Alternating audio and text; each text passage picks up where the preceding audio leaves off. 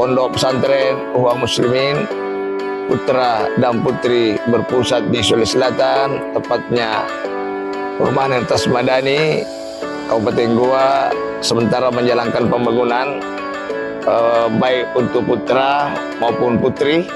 Ini dipersiapkan untuk 4 lantai yang kira-kira membutuhkan biaya sekitar 1 miliar lebih. Nah, di tempat ini juga akan ada pembangunan masjid 4 lantai khusus untuk putra, khusus untuk putri, khusus juga untuk mahasiswa. Dan di sini ada lapangan-lapangan bola, lapangan voli bagi santri-santri putra, dan ada kolam ikan, dan ada supermarket yang ada di dalamnya. Jadi harap bantuan kepada sahabat-sahabat saya agar dapat memberikan partisipasi. Semoga pondok ini bisa berjalan dengan baik pembangunan fisik maupun pembangunan material. Nah, oleh sebab itu, bagi sahabat-sahabat saya, para simpatisan, mudah-mudahan bisa menyalurkan sebagian rezekinya di Yayasan Uhwah Muslimin, yaitu BSI rekening 10546665225, atau konfirmasi admin 081 9372 91207. Bismillahirrahmanirrahim. Assalamualaikum warahmatullahi wabarakatuh. Pemirsa Sulawesi Selatan yang insya Allah dirahmati oleh Allah. Pada hari ini mari kita sama-sama memuji Allah. Kita masih ditakdirkan Allah hidup pada hari ini. Semoga kesempatan yang berbahagia ini kita manfaatkan untuk mengabdi kepada Allah. Selawat kepada Rasul, teladan baik kita. Semoga kita bangga sebagai pengikut Rasul dan bangga melakukan amalan untuk melanjutkan perjuangan Rasul. Pada kesempatan ini pemirsa, saya akan coba angkat satu tema, yaitu bagaimana mengelola hati untuk tunduk kepada Allah Subhanahu wa Ta'ala. Salah satu gambaran tentang hati yang bahagia yang tunduk kepada Allah adalah surah Al-A'raf ayat 179. A'udzubillahi minasyaitonirrajim. Bismillahirrahmanirrahim. Lahum qulubun la yafqahuna biha. Mempunyai hati. Oleh sebab itu hati, tapi tidak digunakan untuk mendekatkan diri kepada Allah. Tidak digunakan untuk mempelajari kalimat-kalimat Allah. Jadi salah satu cara untuk merawat hati ini, bagaimana hati digunakan untuk mengenal Tuhannya. Allah Subhanahu wa Ta'ala tidak melihat wajah seseorang, tidak melihat kegagahan fisik hambanya, tapi yang dia lihat itu adalah hatinya. Di mana posisi hati di dalam tubuh manusia? Itu abstrak.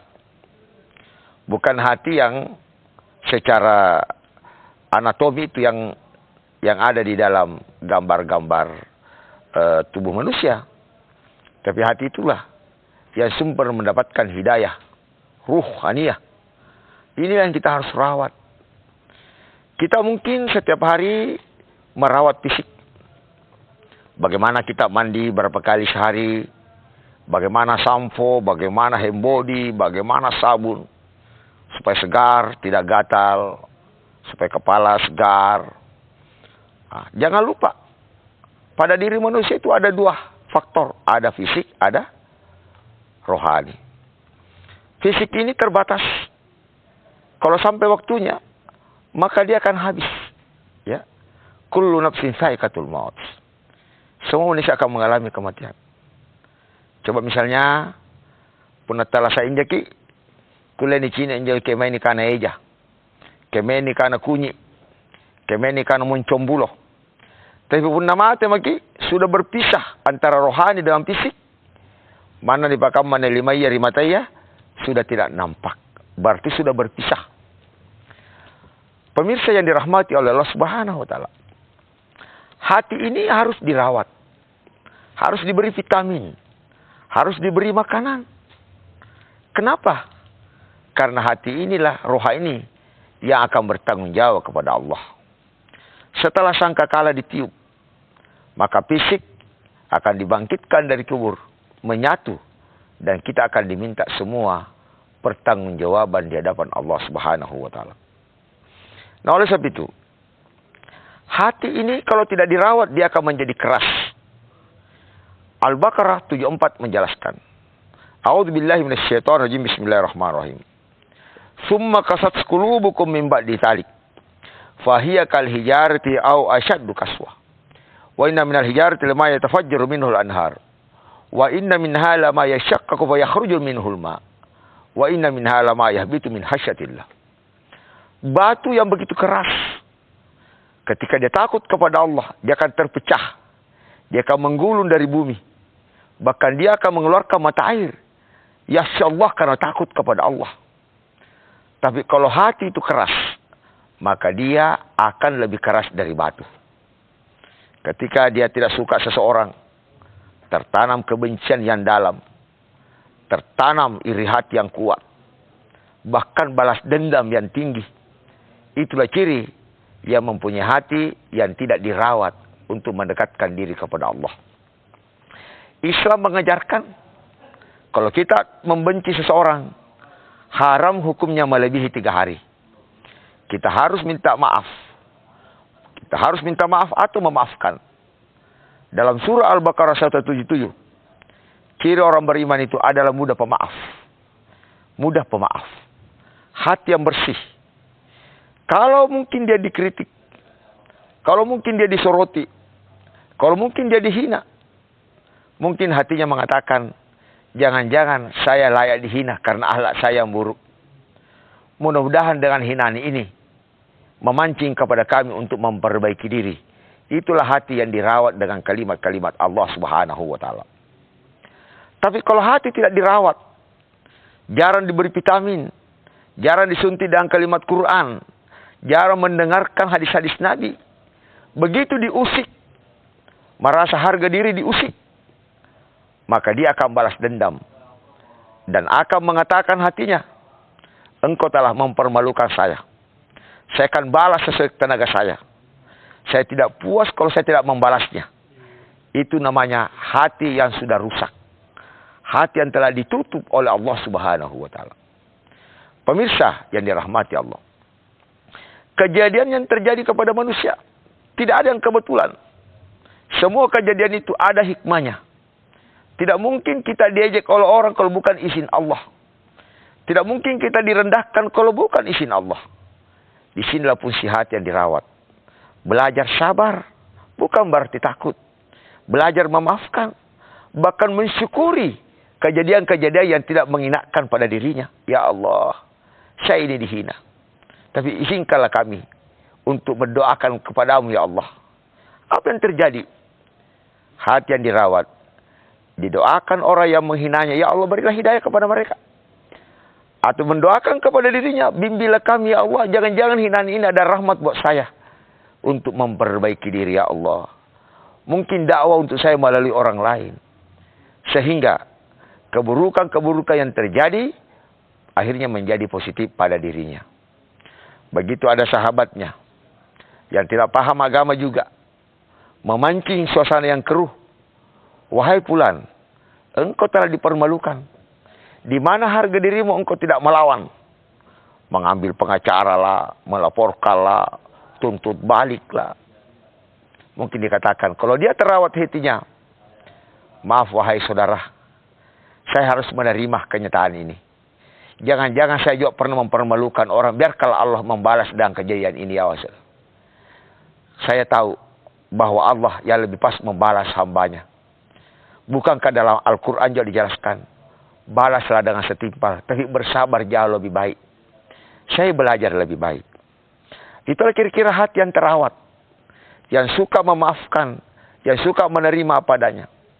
Tapi jangan lupa. Kalau agama saya yang diinjak, maka iman saya pasti tersinggung. Kalau pribadi saya yang diinjak, mungkin saya bisa memaklumi dan memaafkan. Karena memang saya layak mungkin dihina. Karena saya adalah manusia lemah.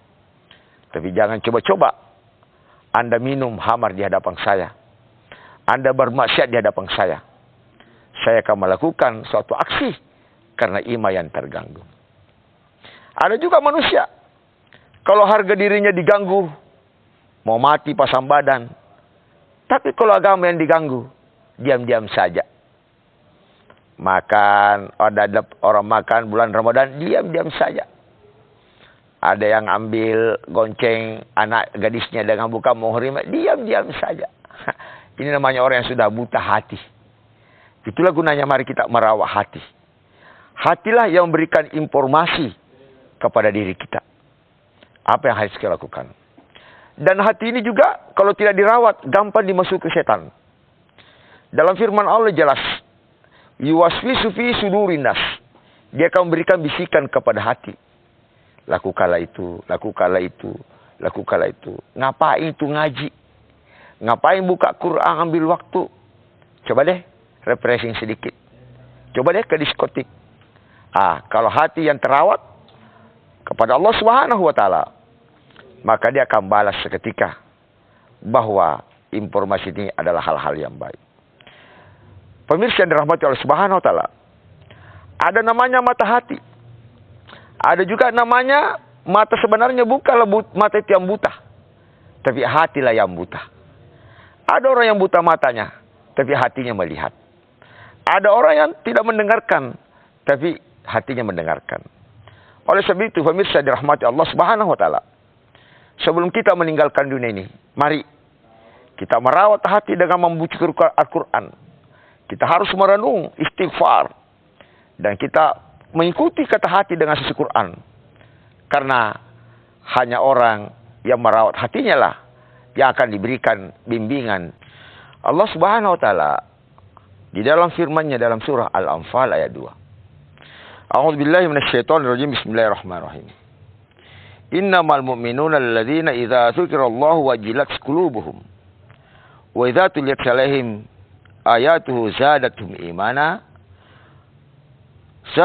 imana wa ala rabbihim yatawakkalun.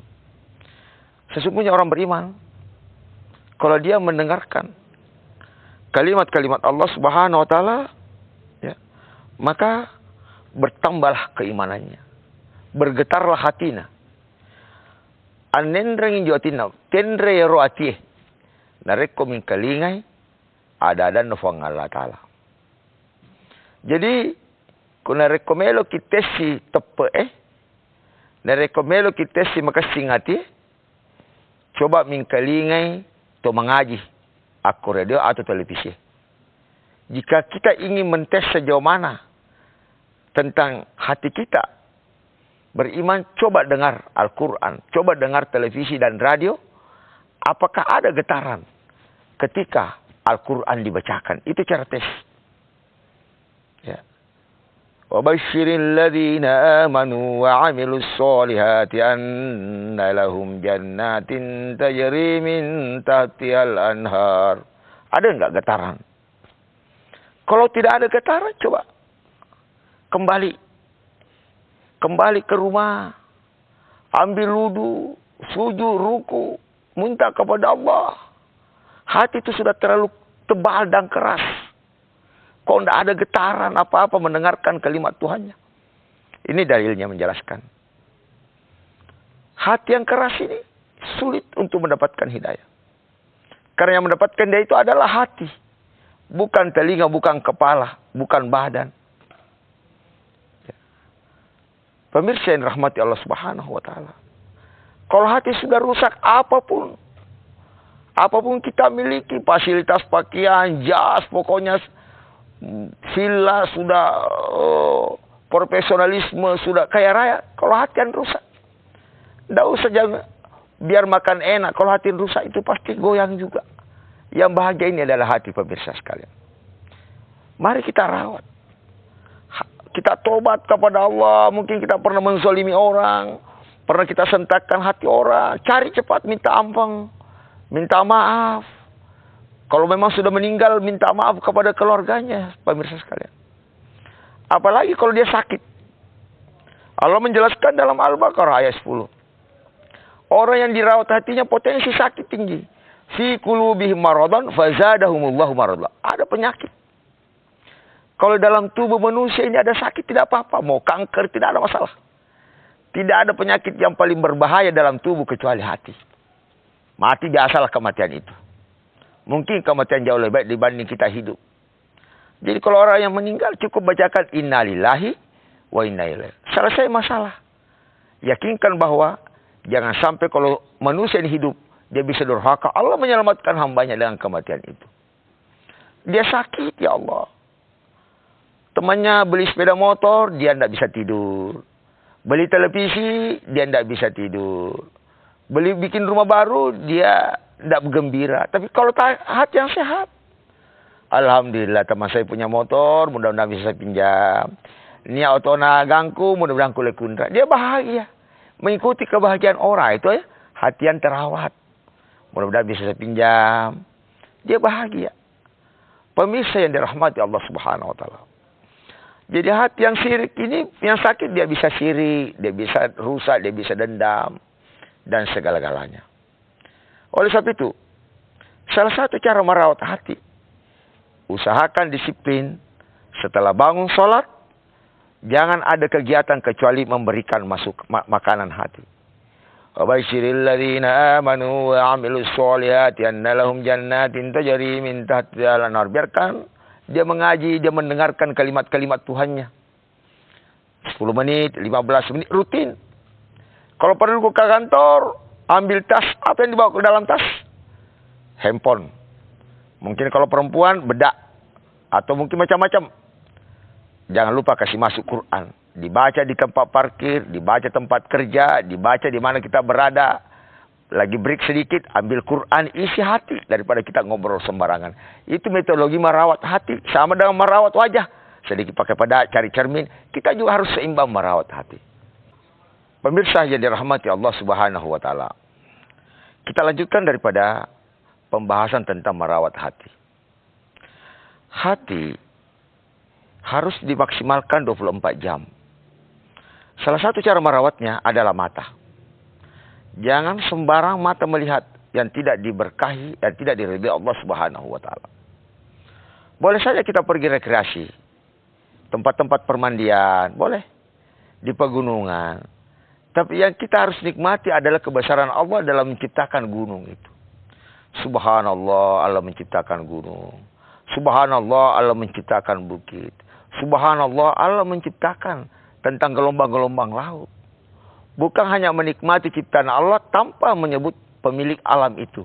Pemilik gunung itu. Itu cara merawat hati. Ketika kita mata diperhadapkan hal-hal yang buruk. Apakah paha perempuan. Cepat palingkan wajahnya. Karena manakala hati itu masuk dan menikmati hal-hal yang buruk. Terceprek di otak. Maka akan mengganggu tentang ketenangan hati. Makanya alim ulama. Ketika Imam Syafi'i ingin menghadapkan bacaan kitabnya kepada gurunya Imam Malik. Tidak sengaja melihat betis perempuan. Maka seketika satu bab ilmu akan hilang. Karena pandangan matanya tidak sengaja melihat hal-hal yang buruk. Itu cara merawat hati. Ketika hati ini mulai dirawat. Istri dididik tentang merawat hati. Anak dididik tentang merawat hati. Dengan Al-Quran, insya Allah pasti akan ada kebahagiaan. Ketika suami mulai tensinya naik, secara tidak langsung marah sama istri, mungkin masakannya kurang bagus, cara perdananya mungkin cepat astagfirullah. Langsung mengatakan, mohon maaf wahai istriku tersayang, saya lagi hilap. Istri juga mengatakan, ya tidak apa-apa wahai kakanda, saya bisa maklumi tentang kemarahanmu. Ketika cepat, orang yang suka merawat hati tidak akan mungkin ribut. Tidak akan mungkin bertengkar. Tapi kalau hati tidak dirawat, biar baru-baru dibelikan emas istri, baru-baru dia bergurau, tiba-tiba meledak lagi. Yang berkepanjangan. Akhirnya tena segat bicara, tena segat tinro, dan seterusnya. Inilah bahayanya kalau hati yang tidak dirawat. 1 jam bisa baik, 1 jam bisa emosional, 1 jam kemudian bisa gelisah, 1 jam bisa putus asa, 1 jam gembira lagi, berputar. Tapi kalau hati yang terawat, dia hanya mengambil hikmah. Tidak akan pernah tidak mendapatkan ketenangan. Dalam posisi apapun dan dalam situasi pun. dia bahagia. Ada duit, tidak ada duit, dia bahagia, sama bahagianya. Ada rumah, tidak ada rumah, sama bahagianya. Kontrak rumah, rumah pribadi, sama bahagianya. Masa hanya rumah bisa membahagiakan manusia? Begitu rendahnya hati di mata Allah Subhanahu wa Ta'ala. Pemirsa yang dirahmati Allah Subhanahu wa Ta'ala. Hakikat kebahagiaan itu adalah hati. Oleh sebab itu, hati juga ini tidak gampang cemberut, tidak gampang gelisah. Dia akan tenang. Oleh sebab itu Allah Subhanahu wa Ta'ala dalam firman-Nya, ya ayuhan nafsul mutmain, wahai jiwa yang tenang. Tenang. Kenapa dia tenang? Dia lolos dalam beberapa ujian. Ada rezeki, tidak ada rezeki, sama kebahagiaannya sebagai hamba yang soleh. Hati saya akan bagi 3. Satu namanya, hati namanya mutmainah, hati yang tenang. Hati yang terawat. Kedua, ada namanya nafsul lawamah. Ketiga, ada namanya nafsul ammarah. Nafsul lawamah. Ketika melakukan keburukan, dia bisa mengingat, astagfirullah, saya berbohong tadi. Saya tidak amanah. Saya telah menzalimi kawan. Dan seterusnya. Dia ada mengingat. Dia ada penyesalan. Itu masih ada potensi untuk melakukan kebaikan. Itu namanya nafsul lawamah. Ada namanya nafsul ammarah. Nafsul ammarah ini adalah nafsu yang memang sudah melihat keburukan itu menjadi baik. Dan kebaikan itu menjadi buruk. Lu hati-hati sebentar. Saya balas. Dia tipu kawannya. Dia nikmati tentang dia tipu temannya. Dia nikmati tentang membodohi kawannya. Dia nikmati tentang mengambil hak kawannya. Dia gembira ketika kawannya susah. Dia syirik ketika kawannya dia berhasil. Ini namanya nafsul ammarah. Nafsul ammarah ini sudah sulit diperbaiki. Allah Subhanahu wa Ta'ala di dalam firman-Nya dalam surah Al-An'am ayat 111. A'udzubillahi minasyaitonirrajim. Bismillahirrahmanirrahim. Walau annana nazzalna ilaikumul malaikata wa kallamahumul mauta wa hasyarna alaihim kulla syai'in qubulan ma kanu liyu'minu illa ayyasha Allah. Sekalipun orang yang mati berbicara, malaikat datang dakwah, kalau dia tidak berikan hidayah oleh Allah, maka sulit untuk baik. Oleh sebab itu pemirsa yang dirahmati oleh Allah, mari kita mengevaluasi anak-anak kita. Dari kecil harus kita didik dengan nilai-nilai iman. Karena kalau sudah terbiasa melakukan keburukan, dosa setitik pun juga akan menjadi besar, menjadi gunung. Akhirnya sulit untuk mendapatkan hidayah kepada Allah Subhanahu wa Ta'ala. Sekali lagi, sebelum kita meninggalkan dunia ini, mari kita belajar merawat hati kita. Mendidik anak kita, mendidik istri kita. Dengan rawatan-rawatan tentang hati. Jangan hanya di make up, rawatan malu kalau jadi tua. Malu kalau tidak sempurna, malu tidak punya pakaian. Malu bukan tempatnya, itu namanya zalim dan fasik. Dan fasik itu tidak akan mendapatkan hidayah di sisi Allah Subhanahu wa Ta'ala. Sebagaimana dalam surah At-Taubah ayat 24. Kalau engkau lebih mencintai anak-anakmu, hartamu, perniagaanmu, aktivitasmu daripada Allah dan Rasulnya, Allahu la yahdil qaumal fasikin. Allah tidak akan beri hidayah kepada orang fasik. Sekali lagi, untuk merawat hati ini 24 jam, mari kita keluar dan membawa Quran, berzikir, dengarkan kalimat-kalimat Allah, pengajian, suara-suara Quran di mobil, di motor, di mana saja. Di rumah kita pasang loudspeaker besar-besar, kita ganti dengan lagu-lagu yang tidak menguntungkan telinga kita. Mudah-mudahan kita satu keluarga, kerawat hati kita, bukan cuma merawat rumah, merawat tanaman, merawat lingkungan, tapi hati ini adalah perawatan yang paling penting untuk mendapatkan diri rahmat di sisi Allah Subhanahu wa Ta'ala. Akhirul kalam. Fa iza samta fatawakkal 'ala Allah wa billahi taufiq wassadah. Hadanallahu wa iyyakum ajmain. Wassalamu alaikum warahmatullahi wabarakatuh.